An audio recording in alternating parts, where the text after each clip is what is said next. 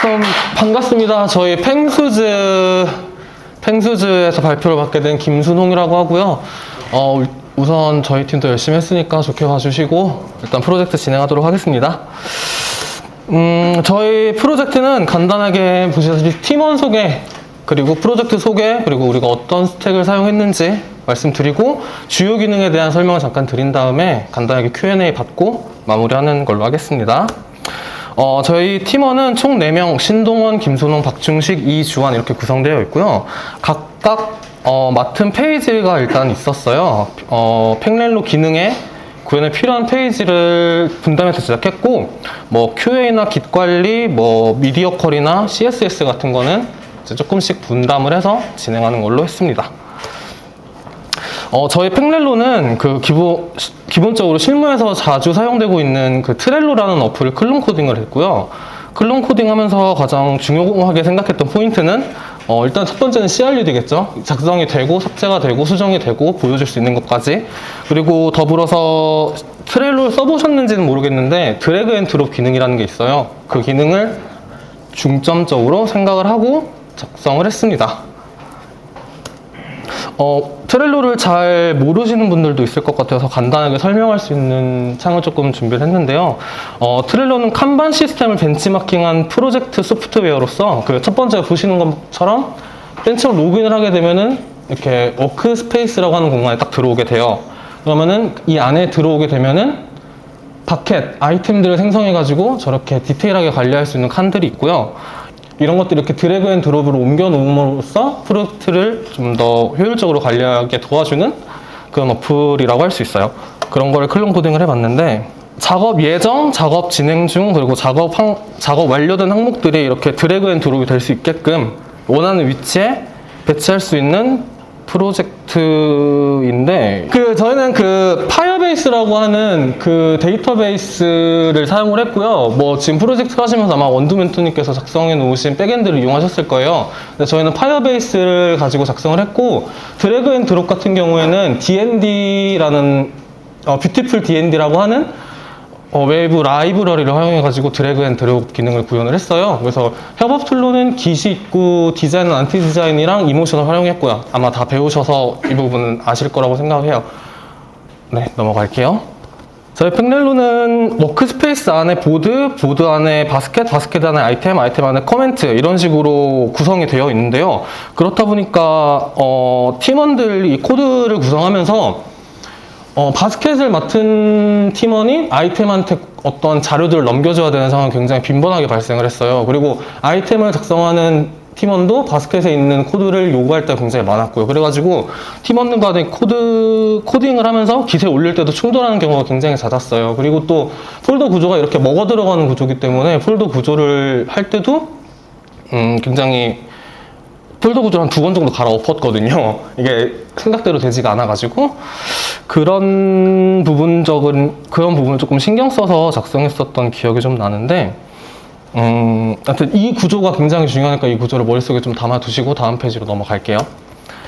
이제 본격적으로 저희가 주요 기능을 소개할 건데, 로그인 기능 처음에 이렇게 저희는 소셜 로그인을 구현을 했어요. 이 소셜 로그인 같은 경우에는 파이어베이스 UI라고 하는 라이브러리를 사용을 했는데, 이 파이어베이스 UI를 사용하면은 구글뿐만 아니라 깃, 페이스북, 인스타그램을 통해서 로그인할 수가 있더라고요. 굉장히 편하게 작성을 했는데 라이브러리를 통해서 일단 작성을 했습니다.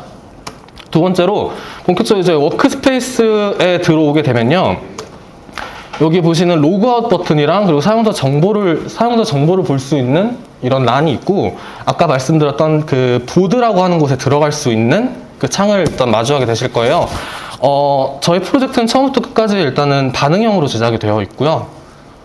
네, 워크스페이스는 이 정도만 간략하게 설명을 드리고, 이제 워크스페이스 안으로 들어가게 될 건데, 보드를 생성하는 기능부터 먼저 보여드릴게요.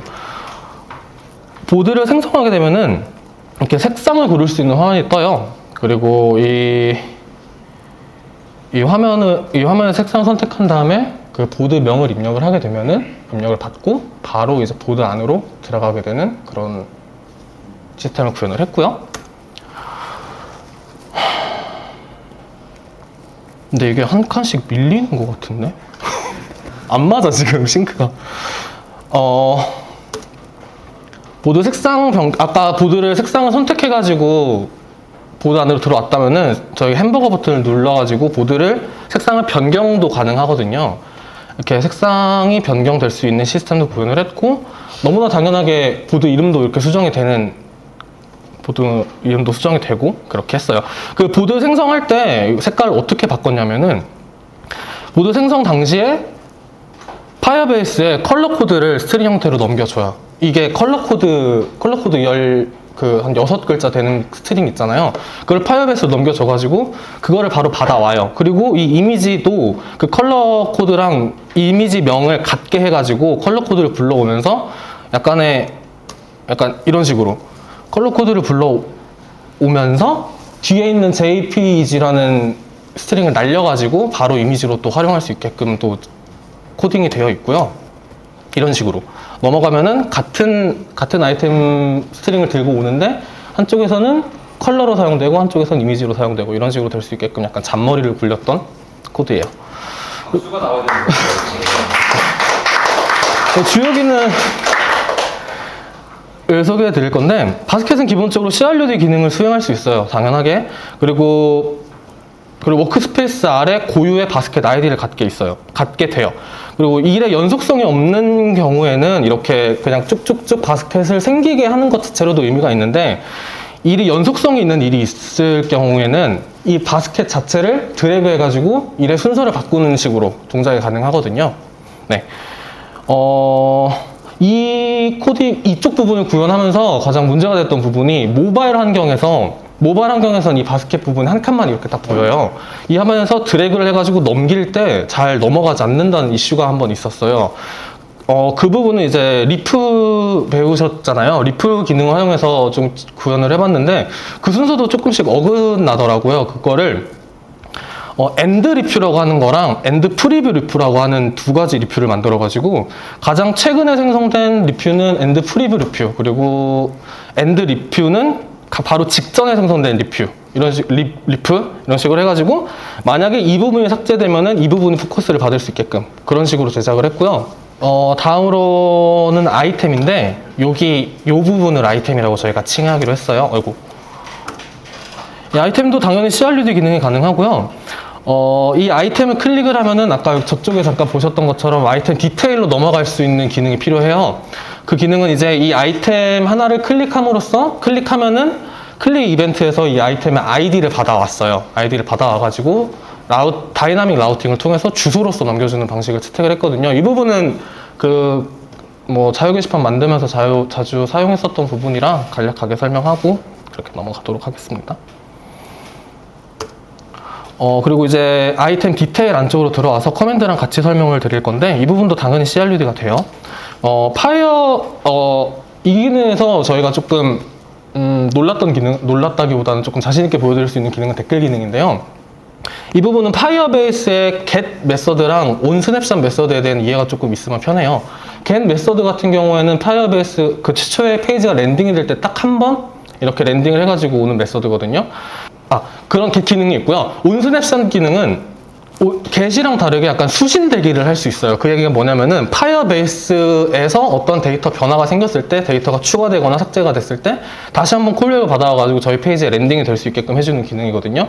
근데 이 기능을 get으로도 구현이 가능한데, 유즈 이펙트 안에 get이라는 메서드를 넣어가지고 어떤 스테이트 값이 변화가 생겼을 때마다 get을 받아오는 방법도 있었어요. 근데 그렇게 되면은 의존성 배열을 잘 활용하지 않으면은 시간당 한 200번인가 데이터를 불러오더라고요. 그렇게 되는 경우가 있었고, 또 유즈 이펙트 또한 자주 사용하다 보면 예기치 못한 코드상의 오류가 발생될 수 있는 여지가 있어서 약간 지양하자 그렇게 해가지고 on snapshot 메서드를 활용하게 됐고, 그리고 get이나 on snapshot 같은 경우에는 프라미스로 이렇게 들려보내줘요. 프라미스를 통해서 데이터를 받아오게 돼서 저희가 에이싱크랑 어웨이트를 조금 많이 사용을 했었는데, 그 부분은 파이어베이스 훅이라고 하는 외부 라이브러리가 있어요. 그 라이브러리를 활용하면 조금 더 쉽게 불러올 수 있고 또 조금 더 정제된 데이터를 받아올 수 있어서 제가 좀 편하게 작업했던 기억이 납니다. 그리고 저희 기능의 핵심이라고 할 수 있는 이제 드래그 앤 드롭 기능을 보여드릴 텐데요. 제가 해야 할 일의 우선순위를 결정하고 이 아이템들의 위치를 배치함으로써 그 프로젝트가 어떻게 진행되고 있는지 파악하는데 중점 있는 어플리케이션이다 보니까 저희가 드래그 앤 드롭을 빼놓고서는 생각을 할 수가 없더라고요. 클론 코딩의 의의가 전혀 살지 않아가지고 그 부분은 앞서 목차에서 설명드렸지만 저희가 뷰티풀 D&D라고 하는 라이브러리를 사용을 해가지고 구현을 해왔어요. 이거 하나만 봐도 되고 전체 봐도 되고 네네네. 위아래도 되고. 네네. 오. 좋아요. 그럼 박수로.